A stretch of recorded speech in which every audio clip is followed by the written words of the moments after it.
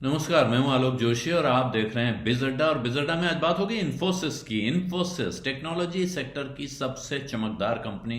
बहुत लंबे समय तक लोग टेक्नोलॉजी का नाम इन्फोसिस के नाम से ही जानते थे। हालांकि इन्फोसिस, टीसीएस और इस तरह की दो तीन और कंपनियां हैं जो अब भी टॉप लीग में हैं।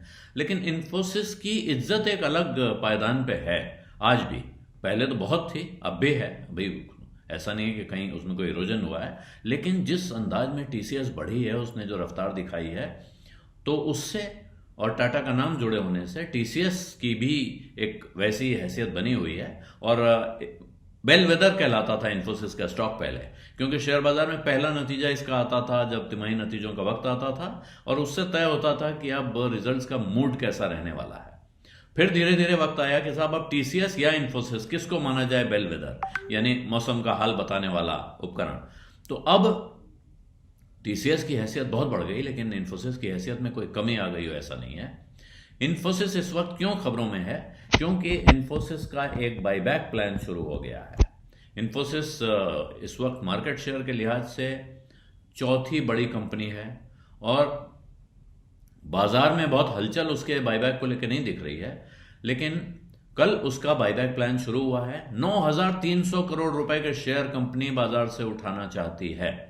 और पहला दिन बुधवार था। उस दिन इन्फोसिस ने लगभग 202 करोड़ रुपए के शेयर बाजार से खरीदे। ये रेगुलेटरी फाइंडिंग आई है। और उसके बाद धीरे धीरे वो शेयर कुछ ऊपर कुछ नीचे दिख रहा है। लेकिन जो बुधवार के दिन के लिए उन्होंने कहा कि 25,000 शेयर उन्होंने बीएसई पे खरीदे, और करीब 12.25 लाख शेयर एनएसई पे खरीदे। एवरेज प्राइस 1615 रुपए 54 पैसे, और बाजार में प्राइस है 1606 रुपए 70 पैसे, 1605 रुपए। तो यानी बाजार से थोड़ा सा मार्जिन प्रीमियम पे उन्होंने ये उठाए हैं। और जो पहले दिन उन्होंने शेयर खरीदे वो 12,48,000 रुपए के 12,48,000 शेयर थे, 201.62 करोड़ रुपए के। और इस सौदे को करवा रहा है कोटक सिक्योरिटीज, जो उनका ब्रोकर रहा है इस मामले में। और कुल मिला के जो इनका बायबैक ऑफर है वो है करीब 5 करोड़ इक्विटी शेयर्स का 9,300 करोड़ रुपए के लिए, जिसमें फेस वैल्यू 5 रुपए है उसकी। जबकि बायबैक प्राइस उन्होंने जो रखा है, ध्यान रखिए, 1850 करोड़ रुपए, 1850 रुपए पर शेयर तक वो खरीदारी करेंगे। यानी भाव बढ़ता है तो 1850 के भाव तक इन्फोसिस बायबैक करता रहेगी। तो यहां से बढ़ने की संभावना भी है। और ये जो पैसा है इसमें से, ये करीब 50% जो मैक्सिमम बायबैक है उसका आधा तो वो इस्तेमाल करने की योजना रखते हैं, कम से कम आधा तो खरीदेंगे। इन्फोसिस के पास बहुत पैसा, कैश फ्लो रहता है, कैश रिच कंपनी है। 4,752 करोड़ रुपए इनके पास फ्री कैश फ्लो 30 सितंबर को इनकी बुक्स में दिख रहा था, जबकि पिछले क्वार्टर में 5,106 करोड़ था। लेकिन अपने जो इनका कंसोलिडेटेड कैश और इन्वेस्टमेंट है, कुल मिला के 38,921 करोड़ रुपए इनके पास है। और इन्फोसिस का कहना है इस वजह से कंपनी चाहती है कि अपना कुछ पैसा अपने शेयर होल्डर्स को लौटाया जाए। शेयर होल्डर्स को लौटाने का एक तरीका ये भी होता है कि वो डिविडेंड दे दे, बोनस दे दे। लेकिन एक बायबैक का तरीका होता है जिसमें कुछ शेयर होल्डर जो चाहते हैं कि मैं अपना शेयर बेचकर पैसा ले लूं, कंपनी उनको ये मौका देती है कि आप अपना शेयर बेचिए और पैसा ले लीजिए। अब इससे होता क्या है, जो बचे हुए शेयर होल्डर्स हैं उनके लिए इम्प्रूव्ड सिचुएशन हो जाती है, क्योंकि अब जो पैसा कंपनी कमाएगी वो कम शेयरों पे कमाएगी। ये शेयर तो कंपनी ने खरीद के कंज्यूम कर लिए, खत्म हो गए, इसलिए इनका इक्विटी बेस रिड्यूस हो गया और बाकी सारे रेशियोज उसकी वजह से इंप्रूव हो जाते हैं। अब सवाल यह है कि आप क्या करें, कि आप इस बाईबैक ऑफर में कैसे पार्टिसिपेट करें। तो पहला सवाल तो यह है कि क्या आपको बाईबैक में अपने शेयर देने चाहिए या नहीं देने चाहिए। इस सवाल का जवाब बहुत गंभीरता से सोचना चाहिए। एक कंपनी जिसके पास बहुत पैसा है, वो इतना पैसा है कि वो अपना पैसा देकर शेयर वापस खरीद रही है, आप वो शेयर वहां बेच देंगे तो कल को आपके पास मौका होगा क्या ये शेयर वापस खरीदने का।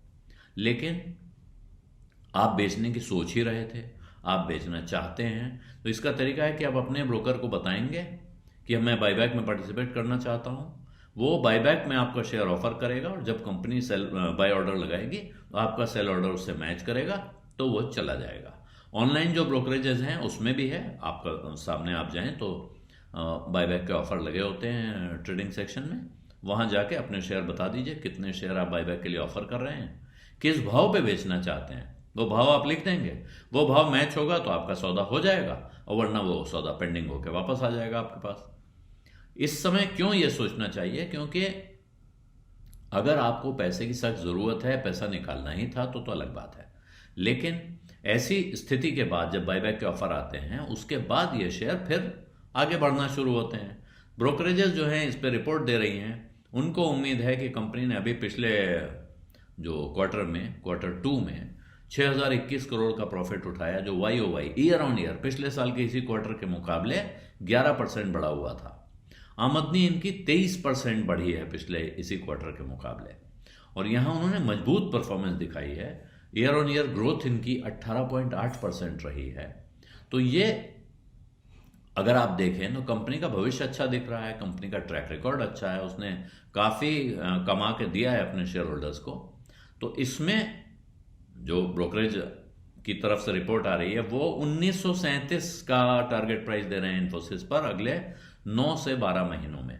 तो अब प्रश्न ये आपको अपने आप से पूछना है, अपने सलाहकार से पूछ लेना है कि मुझे यहाँ पैसा कैश कर लेना ठीक रहेगा, या मुझे भविष्य में इन्फोसिस में आने वाली तेजी के लिए यहाँ बने रहना चाहिए। ये फैसला किसी के लिए कोई दूसरा करके नहीं दे सकता। हर आदमी की अपनी अपनी परिस्थिति होती है, कब वो शेयर बेचेगा, कब रखेगा। इसलिए लेकिन ये फैसला करने से पहले इसके पहलुओं पे अच्छी तरह से विचार करना बहुत ज़रूरी है।